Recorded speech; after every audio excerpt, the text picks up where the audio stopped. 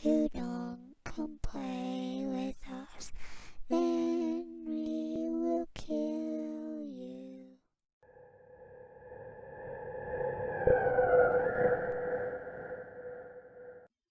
Number 1. So, backstory first. My grandparents' house is in a rural part of Idaho where, until about a year ago, they didn't really have any neighbors. It's an older house, about 100 years old, and has 3 bedrooms, 1 bath. Their kitchen and living room is connected, and the room I stayed in was off of the living room. Also, the back door is in the kitchen. They are on a 40-acre farm, and because my grandpa is getting a bit older, I would help out and work on their farm during when I was a teenager in the summer. During that time, I would stay at their house because it was a long trip back home and wasn't worth the time or gas money to go back every night. My grandfather was big into poker and would go down to Las Vegas for a week or two each month, leaving me and my grandma home alone. This one week, my grandma had to go to a funeral out of state, and I was left alone at their house the whole week. This was the last night I was going to be alone. I had to wake up at 5 a.m. every morning to go and feed the animals. I would bring my grandpa's dog with me while I did the chores, because I knew she loved to get out, and I enjoyed the company. They had this building about 50 yards away from the house that we called the chicken house. The chicken house is about a 30 by 40-inch building, and I had to go in there to get some gloves. As I reached the doorknob, I realized the door was already open and slightly ajar.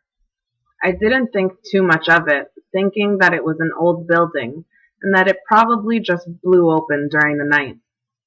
As I opened the door, the dog started acting weird.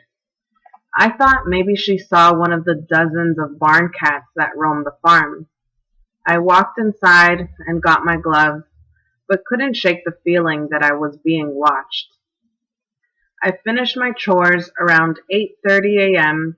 and went inside to watch TV.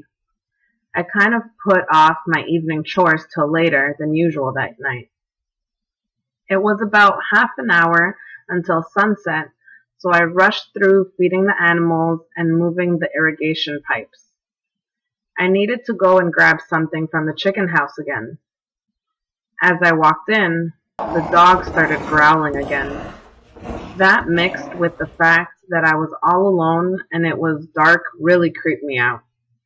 I rushed and got the thing and bolted out of there. I went inside and locked the doors and windows and got into bed. It was probably around midnight when I was awoken by the sound of someone trying to open the back door. I got scared and grabbed my knife and called the police. To my dread, there wasn't an officer anywhere in the area and would be about 15 to 20 minutes.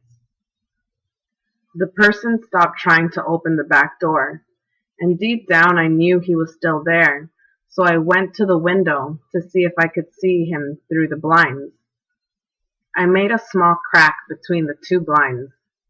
There, right where I parted the blinds, were a pair of eyes. Bloodshot white eyes staring into my eyes. I jumped back and gripped my knife tightly. I yelled, "I've called the police and I have a gun," which was a lie, but I thought maybe it would scare him off. I heard him walk to the door again, and this time he threw his body against it and broke the door. I ran and slammed the door shut while pulling the chest at the foot of my bed with me. I got to the door just a split second before the man did. The chest weighed a decent amount, and with me pushing it against the door, the man couldn't get in. I got desperate and yelled, "If you don't leave now, I will shoot you." What he said next will stay with me until the day I die. In a deep, deep voice, he said, "But if you killed me, How would I get your skin? The police arrived, but they were too late. He was gone. They found evidence that he had been staying in the chicken house for the past couple of days. They found some rope and a small knife in the chicken house. I don't want to know what would have happened if he had gotten in, but to the creep outside of my window and door, let's not meet. Number 2. I'm a female, and I was 21 at the time of this occurrence. Back in 2010, I was living at home with my mom. I used to stay up until 4 a.m. The only show that was ever on that was any good at that time was Law & Order SVU. So it comes on, and I'm about to turn my light off when I hear a small noise from the front of my apartment. I shrug it off and continue to get ready for bed. At this point, I have no clothes on whatsoever, because that's just how I sleep. Next thing I remember is hearing footsteps through the hallway and my doorknob jiggle. At first I thought, I'm just hearing things. Then I hear my mom's door, right beside mine, close. I thought maybe she had gotten up to walk our dog, because sometimes he would really need to go and would wake her up at any time throughout the night. Then it hits me. The footsteps were slow, and there are no lights on in my house. Had my mother gotten up, she would have switched on a lamp or something. I slowly peek my head out my door and take a step towards hers. I open her door to complete darkness. She's in the bed, and it's obvious she hasn't moved. I say her name, and all she says back is, "Go to your room." I'm a very curious person, so I told her to turn the light on. Now I knew someone was in my house, and I wanted to know who. Again, she tells me to go back to my room. I've never felt so frozen with fear. I put on clothes as I'm shaking, and I'm looking for something to defend us with. It's a girl's room. I don't have shit. Next thing I hear is the bathroom door shut. It's across from both our bedrooms. She yells for me to get into her room. I slam the door and lock it. She tells me to grab the phone and dial 911. Meanwhile, we can hear this person going back and forth from my room to the bathroom. We can hear him opening drawers and going through my things. The police show up about 45 seconds after. They come to the door, and the dispatcher I'm talking to says our door is locked. They are going to have to break it down unless we can come unlock it. It dawns on me that this guy came through our front door, because I never thought to lock it every time I came home. My mom runs to the door while the guy has locked himself in our bathroom. They go back there and break that door down with guns drawn. I'm freaking out at this point because it has all hit me at once that I was in danger. They cuff him and drag him outside. They ask me if I want to try and identify him. I had no idea who he was. They retrieve many of my things he tried to steal. Cameras, old phones, etc. They take a report and it's all over with. Come to find out, he was my neighbor's cousin.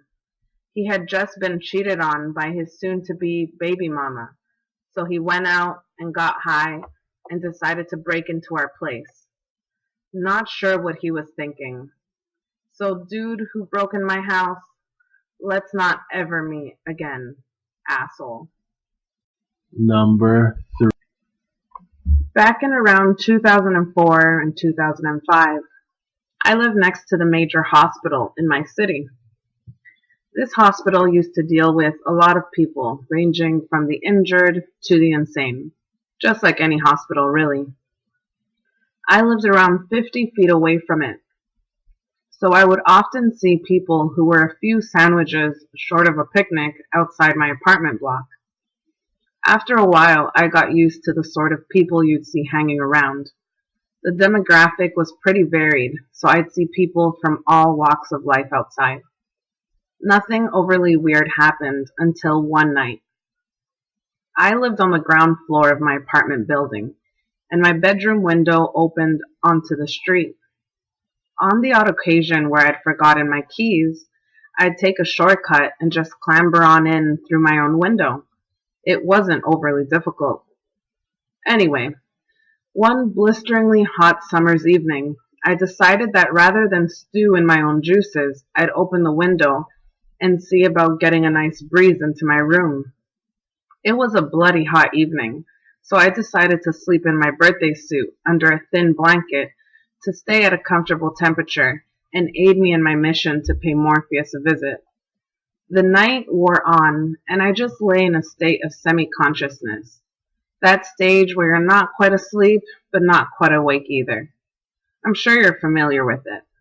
Anyway, as the hours ticked by, and the footfall from the hospital tapers off, I heard rustling outside my window. Hearing people that late at night outside my window wasn't particularly unusual, as my bedroom window was right next to the entrance to the building, and people would often come in late at night after an evening of drinking. I think nothing of this, and just lay in my state of semi-consciousness, enjoying that feeling of not quite being awake or asleep. I hear more rustling outside the window. I start thinking that it's quite odd. The next thing I know, there's a motherfucker tangled in my blinds stumbling onto my bed. My bed was right under the window.